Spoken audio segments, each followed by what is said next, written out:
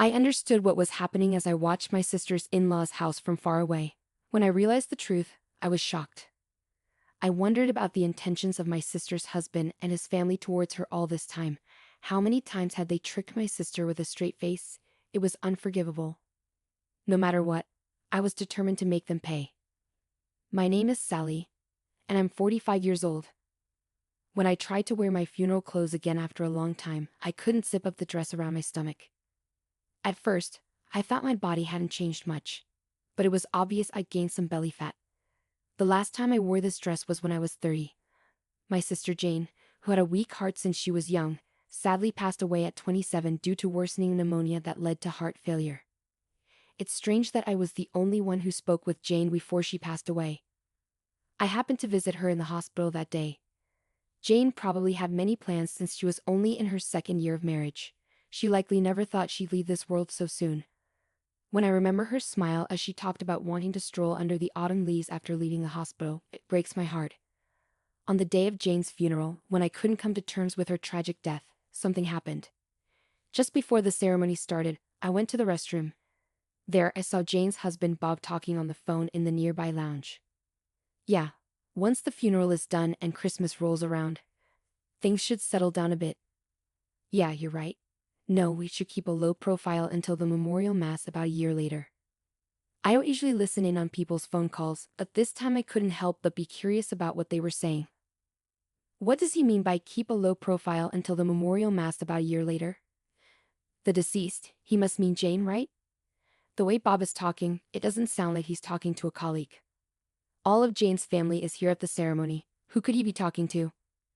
Sorry for keeping you waiting. Yeah, I get it. No, the kid's fine. They don't suspect a thing. Neither my wife nor anyone in her family has noticed I have a child. Just stay home and relax. What? I was shocked. Did he just say he has a child? For the record, Jane and Bob didn't have any children. They decided not to because it was uncertain if Jane's body could handle childbirth. They were both in their first marriages, and we never heard anything about Bob having a child. What's happening? Honestly, Bob's strange conversation left me confused and overwhelmed with thoughts. But suddenly, I remembered the words Jane desperately tried to tell me just before she went into surgery. There's a child at home. After Jane lost consciousness and passed away a few days later without waking up, I never got to hear the rest of what she wanted to say. I was the only one who heard those words. The shock of losing Jane was so huge that I didn't have time to think about what she meant. But when I connected Jane's words about home with what Bob said about stay at home in their old house, which Sally wouldn't call their parents' house, just home. But there were no children in our family home either. After a bit of thinking, it hit me all of a sudden. Could it be that the child Bob was talking about on the phone is living at Bob's parents' house? When that idea came to mind, I couldn't sit still. If that were true, I don't think I could forgive Bob. After paying my respects at Jane's memorial service, I was eager to test my theory. I left the funeral home right away and went straight to Bob's parents' house. It's within walking distance from Jane and Bob's place. Bob is an only child, and his parents are getting older, so they decided to live close by. Jane had worries about living so close to her in-laws, wondering if she could get along with them better. But in reality, they hardly ever went back there and had very little family interaction. Maybe that's why even at Jane's funeral, Bob's parents didn't seem too upset about what happened. Instead, they seemed more interested in playing with their phones, which I found kind of strange. Well, I guess this is what happens when the relationship with in-laws is so distant. At least they could pretend to be more sympathetic at a time like this. Remembering how Bob's parents behaved, I finally reached Bob's parents' house. I hesitated to ring the doorbell. Everyone should be at Jane's funeral, so there shouldn't be anyone home. But what if someone did answer the door? What would I say? I still didn't have any proof of Bob's wrongdoing, and I wasn't confident about confronting someone without evidence. As I thought about this, I went around to the back of the house and peeked inside through a window that wasn't closed. I could see the whole room. Could someone really be in there? Just as my heart skipped a beat. Hey, stop moving. Look, stay still. Yeah. A child ran out into the yard, followed by a woman I didn't recognize. I instinctively hid and watched them from the shadows. The child looked a lot like Bob, with wobbly steps indicating he'd just started walking a few months ago. The woman seemed to be around Bob's age, and her eyes resembled the child's, making me certain she was the mother. Oh God, did Bob really cheat on my sister? When did this betrayal start? When did Jane find out? Even though my suspicions seemed to fit together perfectly, I had so many questions and didn't feel any better. Instead, tears started to well up. I'll never forgive him. I promised myself to make him pay for what he did to my sister. Later, I went back to the funeral home and attended Jane's burial in the churchyard. Even though everyone thought I left halfway through, when I explained that I couldn't handle the shock of losing Jane, they seemed to understand. I highly doubt anyone would suspect I went to Bob's house, but I was relieved that my sister's in-laws didn't seem to notice anything strange at all. The next day, I made up my mind to ask for a private investigation on Bob from the only detective agency in town. To my surprise, it was run by Jane's friend Layla, whom I remembered from the funeral. Layla told me that Jane had also asked for an investigation on her husband. After she requested the investigation, Jane got sick and passed away. Even though I have to keep things confidential, I think Jane would have wanted you to know, Layla said. With that, Layla shared the details and findings of the investigation Jane had requested. Once, even though they were engaged, Jane and Bob almost broke up. Bob got cold feet just 6 months before their wedding, saying he wasn't sure he could protect Jane, who had a weak heart, and he wanted some space. After a lot of thinking, Jane agreed and decided to distance herself from Bob. However, about 2 months later, Bob apologized and said he wanted to marry Jane after all, so they patched things up and went ahead with the wedding. After that, Bob worked really hard, even on his days off, because he wanted to buy Jane a house in the future. Jane talked about their relationship like everything was fine, like she was proud of it, so I thought they were okay. But I was wrong, Layla explained. In reality, right after getting engaged to Jane, Bob started having an affair with his childhood friend Nancy. They had dated before but broke up over a small disagreement.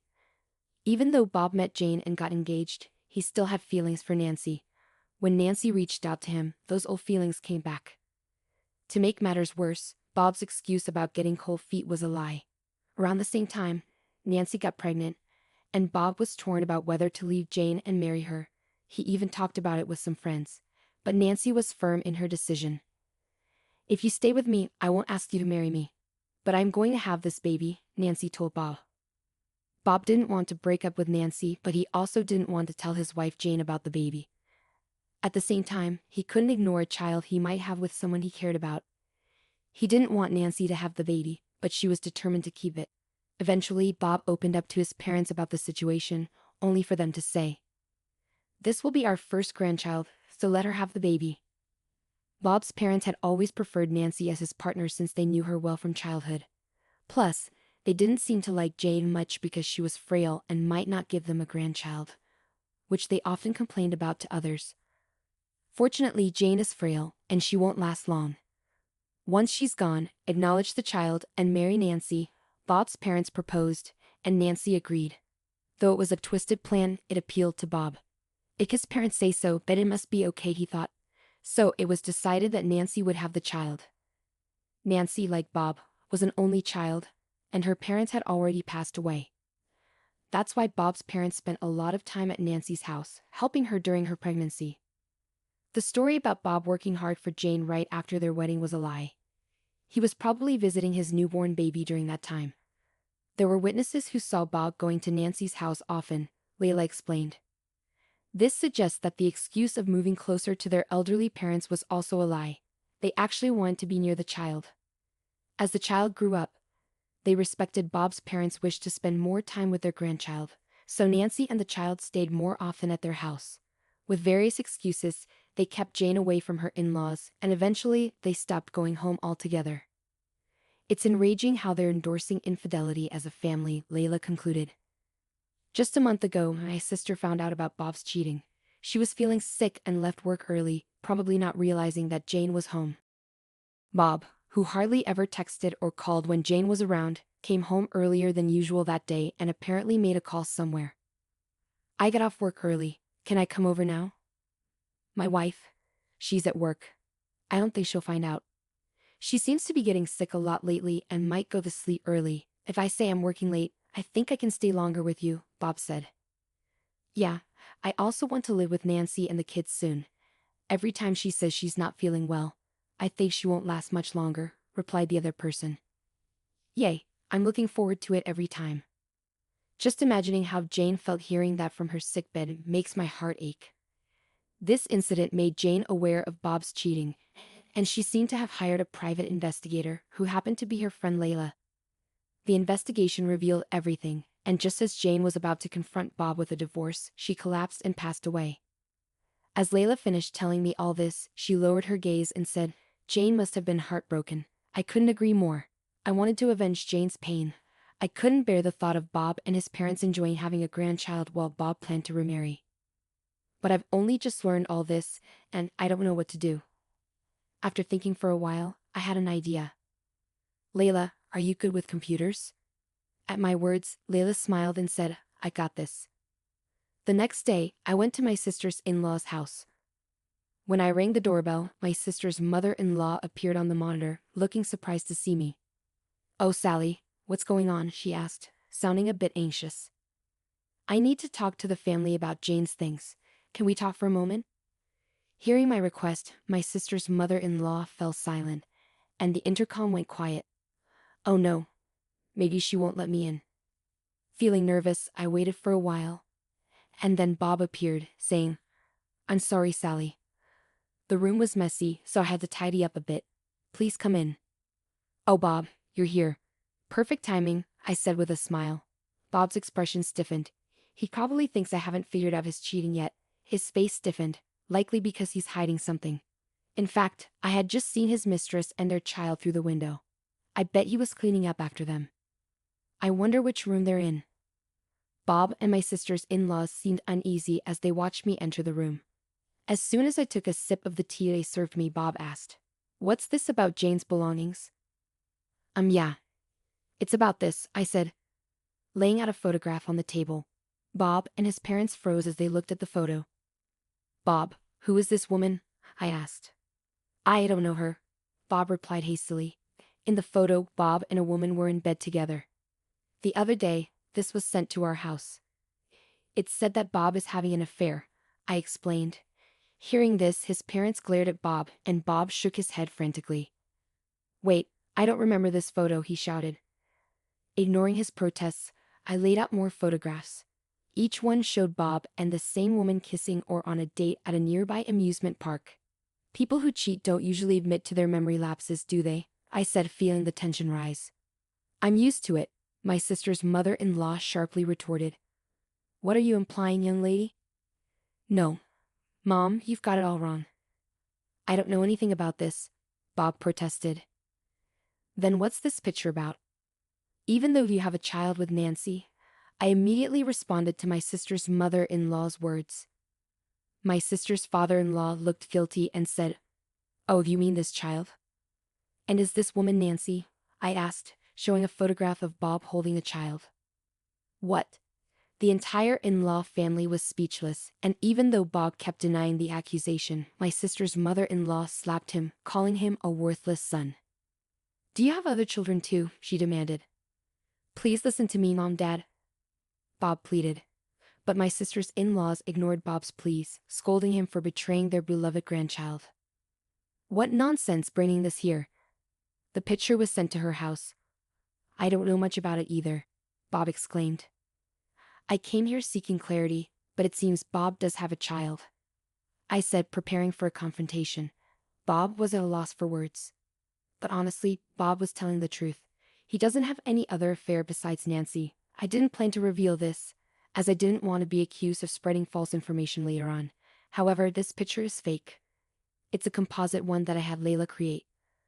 I could have used a real picture of the child with the actual person Bob cheated with, but I chose a combined photo because of certain reasons. I planned to confront him by asking him about the child, but luckily, my sister's mother-in-law revealed the truth earlier than I expected. So, your quietness means it's true, isn't it? Earlier, your mom also mentioned something about a child and Nancy, I said while my sisters-in-law stayed still where they were. The note that came with the picture said these kids are being looked after in this house. That's not true. My sister's mother-in-law quickly disagreed with what I said. Are you sure? Of course, it's not true. Then show me all the rooms. Huh? Without waiting for their approval, I stood up from my seat and headed towards the room next door. Hey, wait a minute. You can't just snoop around other people's houses. Bob raised his voice. If there's nothing to hide, then you should show me. That's not the point. Then what's the issue? Well, without waiting for Bob's response, I ignored the attempts of my sister's in-laws to stop me and peeked into the next room. She's not here, I concluded, and then I went upstairs to the second floor. Despite facing obstacles and scraping my knee, it was nothing compared to my sister's pain. I was willing to endure any number of fresh wounds. Pushing past my sister's in-laws, I opened the door to the room on the second floor, pushing Bob aside as I did so. Ah, there she is. In the room, Nancy and a child were sitting on the bed. Well, who do we have here? It was a different woman and child from the ones in the picture. What's happening? Bob asked. At my words, Bob turned pale, and Nancy looked puzzled, saying, "A picture?" Yes, it seems like Bob here has been cheating while my sister was around. Look at this picture. As I showed the fake photo to Nancy, her face twisted in anger, and she crumpled the picture. What is this? You were with another woman. No, Nancy, it's not like that. Just listen. Nancy was furious, and Bob looked pale. Having gotten the proof I needed, I'd added, "So you were indeed involved with Bob, huh?" My sister's in-laws were stunned, unable to believe what was happening. Why? You told me I was the only one. You said we didn't have to get married, and I wanted to have a child and be with you. And now this. Nancy, there must be some mistake. Maybe it's a look-alike or Photoshop. What do you mean, maybe? You can't deny it completely. I can't trust you anymore. For a moment, I was surprised by the mention of Photoshop, but since Bob was too flustered to deny it properly, Nancy's suspicions were at their peak. A man who's so unsure of himself, you'd be better off not trusting him. He ruined my sister's life, I said, offering my serious advice. Nancy's face hardened. My sister went through a lot because of him, but she probably understands that already. I don't need to say anything, I thought to myself. Now, I need to act like I'm on Nancy's side and get her to listen to me to achieve my goal of not letting any of Bob's family or Nancy be happy. I understand, Nancy muttered. Wait, Nancy, I'm serious about you, I interrupted Bob's desperate attempt to win Nancy over. So you weren't serious about my sister, but you told her you were, even made marriage vows to her. Looks like you really are an untrustworthy man, Bob, I said. At my words, Nancy's face darkened. With a fake photo and everything, she seemed to start doubting whether Bob's words were sincere. Good. If you were serious, you wouldn't be cheating from the beginning. No matter what, you should stick to one person, I emphasized. As I stressed my point, Nancy's expression grew even darker. Bob's face turned ghostly pale.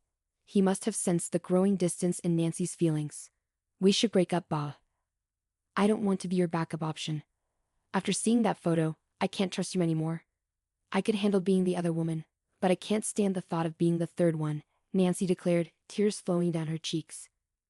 Bob instinctively reached for her hand and pleaded, "Please, just listen to me." But Nancy pulled away, stating firmly, "I don't need you to acknowledge the child anymore.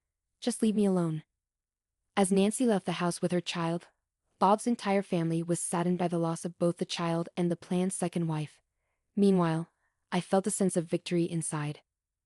Later, I had Bob write a legal document officially ending his ties with our family, cutting off all connections.